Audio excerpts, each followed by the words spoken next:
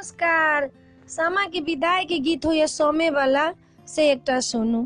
अरे हुले फूल के डाला तो तैयारी कर मलिनी, यहाँ सामा दाई के विदाला तैयारी कर मलिनिया।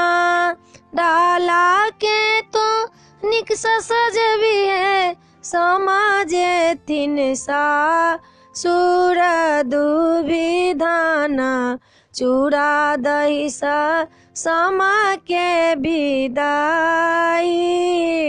दुविधान चूड़ा दही सा समा के विदाई। मचारी मसाल हमू बनेबै समा के विदाई। कतिका कुमार के प्रसादी उसरगबै समा के विदाई।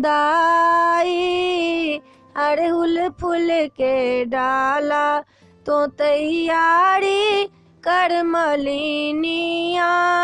जोतला खेत में समा भसेबै गंगा में विदाई। जोतला खेत में समा भसेबै गंगा में विदाई। कतिका कुमार के प्रसाद उसरगबै चकवा मुड़ी लाई। कतिका कुमार के प्रसाद उसरगबै चकवा के मुड़ी लाएब।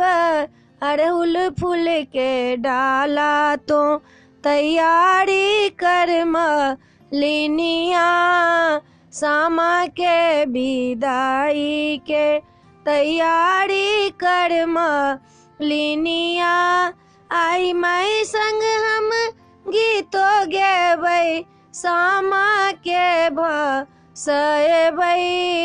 भैया जी के आशिक मंगबै फिर आगा साल आएबै।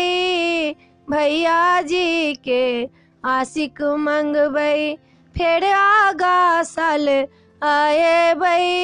बेली फूल के डाला तो तैयारी कर मलिनिया। वीडियो में एतबे है। अपने सबके ई सामा के विसर्जन के गीत निक लागत तो हमरा सब्सक्राइब करऽ नहीं बिसरबै, जरूर सब्सक्राइब करबै। जय मिथिला, जय भोला बाबा।